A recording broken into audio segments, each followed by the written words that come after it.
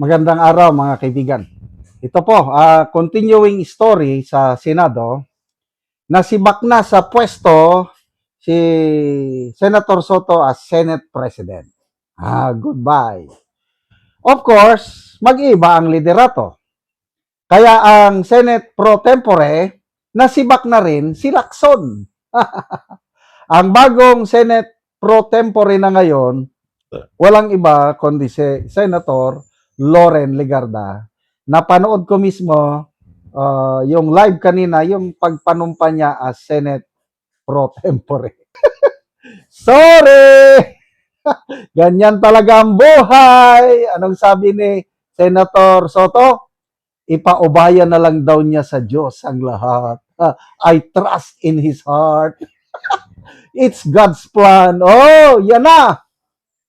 Ang gaba, dili magsaba. So,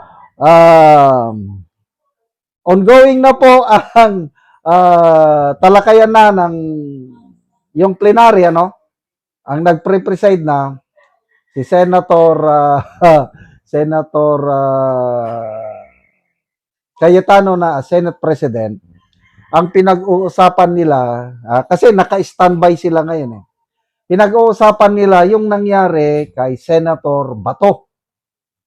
Dahil pagpasok niya, nandyan daw Trillanes. Pinangalanan ni Senator Bato na siya ang nagtawag ng mga NBI agents para pigilan si Senator Bato sa pagpasok. Yan ang tinatalakay nila ngayon, kung anong gagawin nila. Kanina, bago nag-break ang Senado dahil pinag-uusapan yan, plano nila na anong tawag doon? Arestuhin eh. May term dyan eh, is yung kalimutan ko na. Kasi first time daw itong nangyari na ang isang senador, sitting senator, ay pinagbawalan na pumasok sa Senado. Ito, opinion ko lang ito Kaya pumasok si Senator Bato kasi kailangan niyang bumoto doon sa change of leadership. Kaya pinigilan nila na huwag papasok para hindi siya makaboto, para hindi matuloy yung kudita. Ano lang ito, opinion ko lang ito, I might be wrong. Kasi bakit mo pipigilan? Grabe, yung narinig kong usapan kanina is kakasuhan nila. May tawag dyan eh. Hindi naman cite in contempt. Basta, yung mga NBI agents. Kasama si Trillanes, sabi ni Bato eh. Kasama siya. Siya ang nagmaniobra na siya ang nagtawag ng mga... But anyway, congratulations po kay Senator Legarda and of course, Senator Alan Peter Cayetano as new Senate President and Senate Pro Tempore. Okay. So, ano na ngayon ang mangyayari?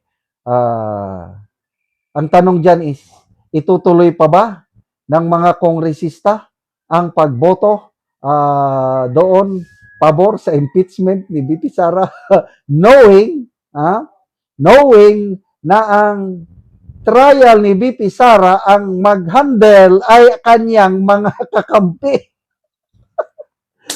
Ang ganda talaga ng timing. Again, yung sinasabi ko nga, ang Diyos po ang gumagalaw dito ngayon sa political career ni VP Sara.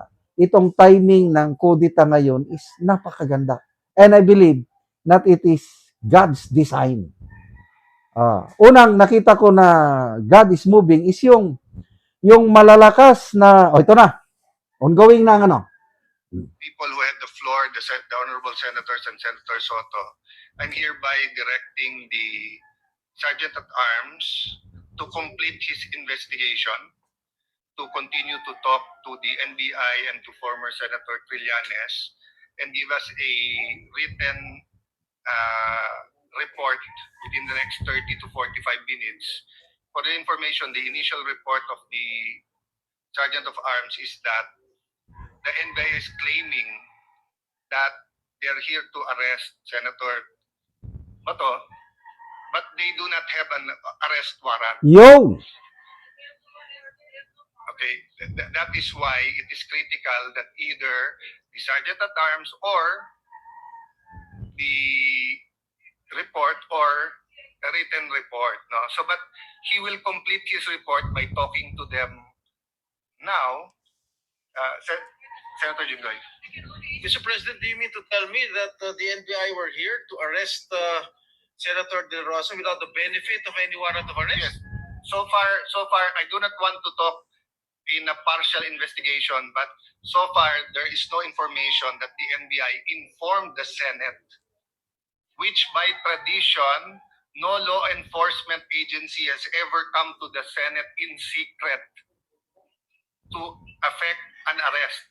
Usually they have an arrest warrant and they coordinate with the office of the Senate President, and the Senate President calls a caucus to get the details. No? But if there's no objection, I will recognize Senator Soto, but if there's no objection, I will just direct and allow the Sergeant of Arms to conduct the investigation. Is that okay? Mr. President, may I suggest that we just follow your instructions and then go into a suspension so that because of some vital information that Yes. we're discussing which might be detrimental to the records of the Senate later on. Yes. So that was the initial verbal report of the Sergeant at Arms, but let us wait for the official full-length report that we're giving him 20, 30, 40 minutes to finish. But please do that, General, so that we will know our actions. In the meantime, they are not allowed to leave the Senate. Senator Marcoleta. Mr. President, what happened to Senator Bato this afternoon does not only concern him. Most importantly, this concerns the very institution where he belongs.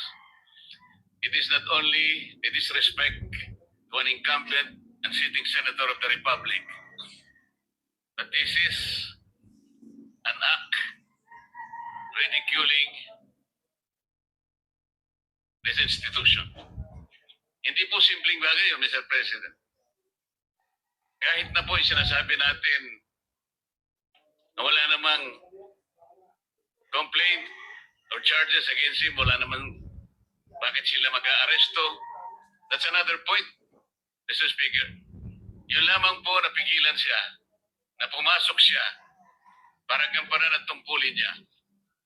They already violated at least Article 145 of the Revised Penal Code. Marami po ang implication nito, Mr. President. Kamakailan lang, kagaya po ng alam ninyo, naipasa po natin ang Senate Resolution number 44, which was adopted on March 17, 2026. Dito po sa resolution na ito, Mr. President, dahil ito'y kamakailan lang, alam po natin na ang sense po ng Senate ay na-express sa pamagitan ng mga sumusunod. Una, due process and rule of law must be upheld in any surrender or extradition. Kasi po, nangangamba tayo na isusunod na naman si Senator Bato sa ginawa nila sa dating Pangulo.